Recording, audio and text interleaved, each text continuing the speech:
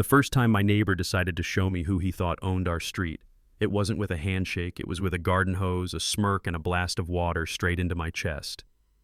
And yeah, that happened, and I didn't cry, I didn't even flinch long enough to give him that trophy. I just stood there feeling the cold soak through my dress and thinking, all right, you picked the wrong woman for your little neighborhood lesson. My name is Maya Ellison. I bought a small blue house with a white door in Maple Glen Hills after years of night shifts and early trains and the kind of grind that eats your weekends. I was wearing a black dress with tiny stitched flowers, because sometimes you commemorate a quiet win for yourself. The key on my ring had barely warmed up, and this man in cargo shorts with a badge clipped to his belt, like a personality trait, stepped to the property line and gave me the lecture. He probably practiced in his bathroom mirror. We keep things quiet here. No nonsense. No drama. I said good because I like quiet, and he gave me that thin smile that says, he's not here to welcome you, he's here to rank you. Then he lifted the hose, thumbed the nozzle, and told me to learn some respect, and I told him I respect neighbors, not bullies. And he pulled the trigger on the water like that made him king, and the jet hit, and the little white flowers on my dress bled gray, and he said, cool off now, you know who's in charge. And I wiped my face and said very calmly, you have no idea what you just did.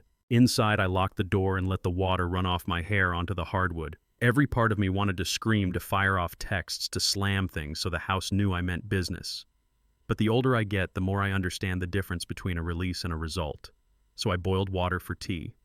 I opened notes on my phone and I wrote it down. The time, the date, his words, my words, the distance from the hedges, the angle of his hose, the look on his face when he enjoyed it.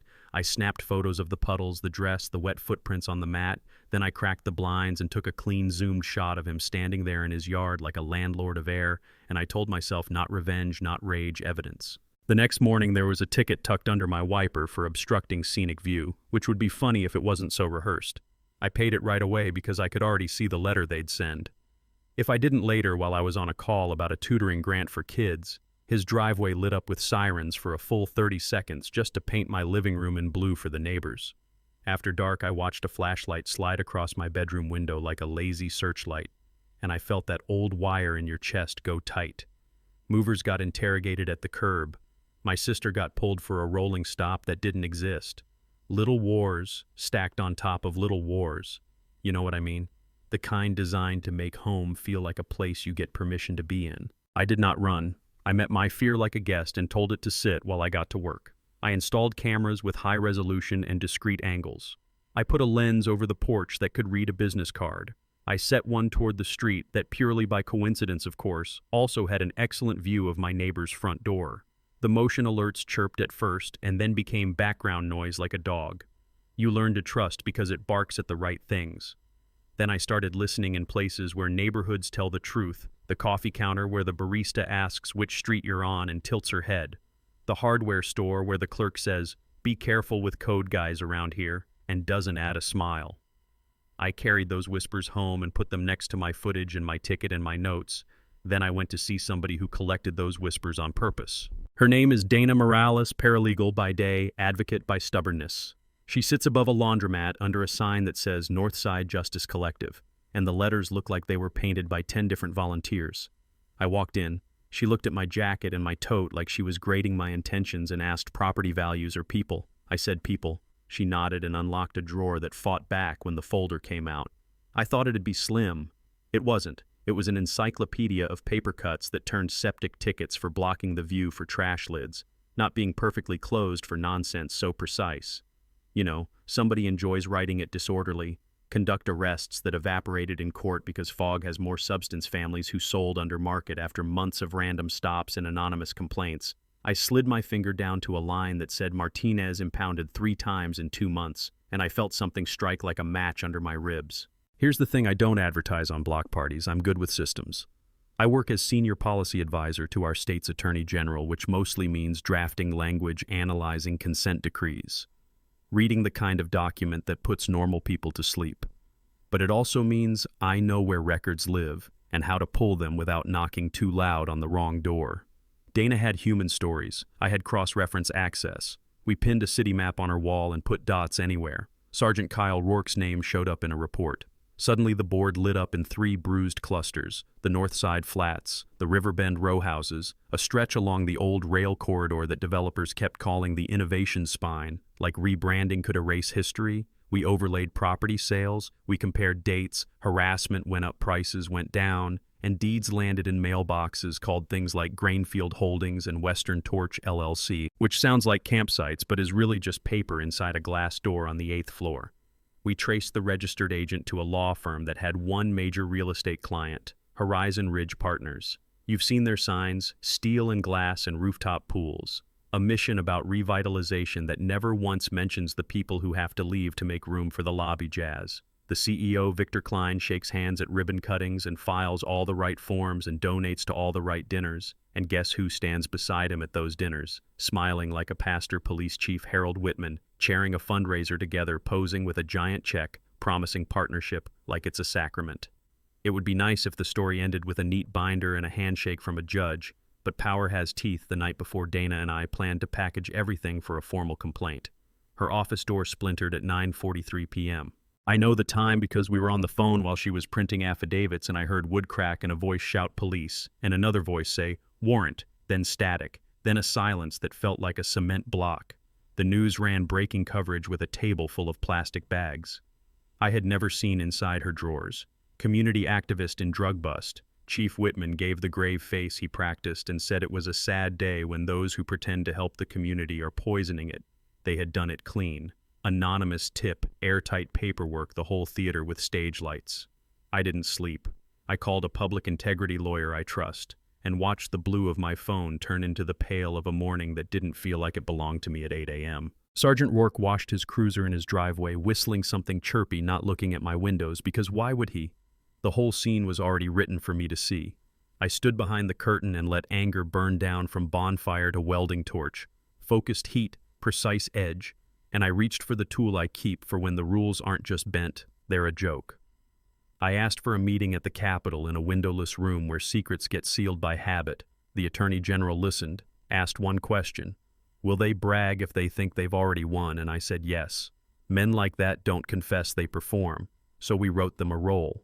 2 days later, the governor's press office announced a brand new neighborhood resilience fund, $12 million for historically underserved blocks, with a crisp map that shaded the exact same 3 areas. Horizon Ridge salivates over the release was official ink about a program that did not exist, and it looked convincing enough to the kind of people who think a ribbon is a moral philosophy. I made a few calls on my porch in the kind of stage voice you use when you want to be overheard, 2 hedges away. I told my realtor I might apply to administer the fund through a nonprofit I was forming. I said the state wanted trusted local partners to move money fast, and I knew the gossip chain would do what it does. It didn't take 48 hours for Sergeant Rourke to lean on my fence trying to sound neighborly. Heard about the grant. Chief Whitman helps folks navigate red tape. We could sit down and chat, and I said, I'm all for things going smoothly, when and where. He glanced at his phone like he had to confirm with a friend, but we both knew the plan was already set. Lakeview Park, the white gazebo tomorrow at sunset. Public enough to look harmless, quiet enough to feel controlled. Perfect for them, perfect for us. We staged the park like a play. A maintenance worker with a bucket that carried more wire than water. A couple on a picnic blanket arguing about potato salad while watching angles. 2 surveyors in bright vests muttering about linear feet with a transmitter that wasn't measuring soil. The gazebo's lattice hid pinhole cameras. The trees wore microphones. I had a tiny earpiece and a credential in my blazer. I rarely show because titles are better worn soft. Chief Whitman arrived with a handshake and a smile you could iron a shirt on. Rourke stood a step behind him with that hungry posture, Ms. Ellison, the chief, said it would be a shame if a well-intended grant scared off investment.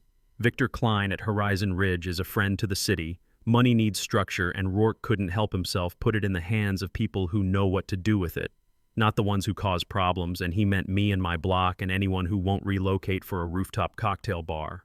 I asked what kind of structure we were talking about, and the chief let the smile slip a notch. Partner with Horizon Ridge, let us advise we can make sure permits clear, we can keep the temperature down, we can also make other problems go away. Unfortunate about your friend Dana, but there are ways to resolve those things if the neighborhood cooperates, and Rourke leaned in and said, we own this town, don't make yourself a problem the town has to solve. There are pivot points where you feel everything click, not with fireworks, just a latch catching smooth. I watched them grin at a trap they believed I had walked into, and I felt relief, because once someone tells on themselves, you just press play. I opened my wallet to a different kind of card, Chief Whitman Sergeant Rourke. I said, I should be honest too. My name is Maya Ellison. I am Senior Policy Advisor to Attorney General Lena Patel, the Neighborhood Resilience Fund. You're concerned about is a test. This meeting is part of a state corruption probe. Everything you've said for the last 10 minutes is on video and audio. The folks with the picnic basket are not here for the ducks. Their eyes flicked to the couple, to the maintenance worker setting his bucket down like it carried glass, to the surveyors, who suddenly touched their lapels and stopped pretending to argue. The agents move the way people move, who hate drama and live for conclusions. I didn't say checkmate because I've never beaten anyone at chess. I said show your hands. News moves funny slow until it explodes, quiet until it's loud by evening. The city had watched a police chief and his favorite sergeant walk out of a gazebo, like two men who finally met gravity. The tape ran on every channel. The threats about keeping people in line, the nudge toward Horizon Ridge, the casual brag about making charges disappear. The press called it a sting. I called it the end of an echo that had bounced around our neighborhood long enough. Horizon Ridge did what corporations do when the light gets hot. Victor Klein released a statement about integrity and cooperation, then sat down with the kind of people who carry binders and leave with signatures. He flipped the donations, the shells, the emails dressed like policy that were really shopping lists. City officials went foggy and then stepped down. A prosecutor found an ethics manual he had never opened. One judge took a leave that turned into a retirement. The investigation grew legs and then wings, and I slept for the first time in weeks. Dana walked out of county lockup into a crowd that had been too scared to stand near her a week before the charges vanished like mist. The coalition's donation link broke from traffic twice. Families who sold got in touch with lawyers who know how to calculate pain into numbers that make insurance companies sit up straight. The Martinez family got their car back, and a public apology that tasted cheap but still helped them breathe. The kid who lost his scholarship got a new one from a fund, a local college named after Dana. I stood under the balcony at the community center, listening to applause echo in concrete halls, and I felt my shoulders finally settle where they belong. I didn't take a seat on stage. I sat in the back next to Mr. Green. From 3 doors down, the man who never answered my good morning, he turned and said, I thought you'd sell. I thought you'd run. And I said, me too. Maybe not this time. He nodded and surprised both of us by saying, good evening. First the next day, victory isn't fireworks. Sometimes it's a quiet street at 10 p.m., with no flashlights carving your walls. Sometimes it's the sound of your porch light clicking on and staying steady. I kept the dress from the hose, the flowers are warped, the fabric remembers cold. I keep it in the back of the closet like a photograph you look at when you need to be reminded you didn't imagine it. I kept the notes and the screenshots and the ticket that was once an insult and now reads like breadcrumb number 1. A week after the arrests, a squad car slowed in front of my house and my throat curled into a fist out of habit. The window rolled down and a young officer asked if I knew whether my elderly neighbor needed help getting his bin to the curb. I almost cried, not because I've never seen a decent cop, I have, but because for so long a culture told them their job was to scare us. It isn't, it never was. People ask if it felt good to watch them fall, and the honest answer is yes and no. Yes, the moment Rourke realized the hose didn't make him king, put a small clean bandage on something I can't explain to anyone who hasn't lived it. And yes, watching Chief Whitman meet the cold face of a camera he couldn't charm felt like justice clicking into place. But no, it wasn't pure triumph because there are consequences that don't reverse on cue. Families who've moved twice in 2 years because a clipboard said, progress schools counting on tax promises that never arrive. Neighbors who won't open doors on the first knock because a raid taught them that silence is a shield. I don't get to say it's fixed because 2 men wore cuffs. Healing work slower and messier than that. So here's the twist. You might still be chewing on the fun that brought them out was fake, designed to lure braggers into bragging, a chess move that some folks will say is just as manipulative as the people we caught. And I hear that I do. So let's put the question on the table and not duck it. Is using a false program to catch a real crime fair play or a line crossed? Where do you draw boundaries with power? When power pretends to be polite with police? When police are asked to be a private security team for investors, with developers who recite progress in a tone that sounds like eviction? I know where I drew mine. I drew it at my porch in a wet dress with stitched flowers, and at a picnic table wired for sound, and at a town hall where the microphone finally traveled the room instead of being nailed to the stage.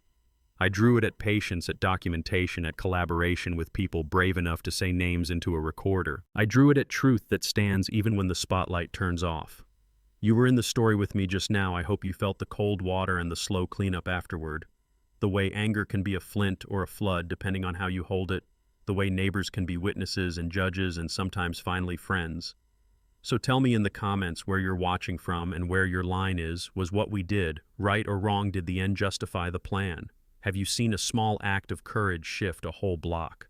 If you've lived something like this, if a badge or a title got used like a weapon on your street, say it, push back on me. If you want, argue the ethics, call out the bias, tell the story you've been carrying. And if you want more true stories told, plain hit subscribe, bring a friend next time, because the only way this gets better is if we keep telling the truth together. You know what I mean?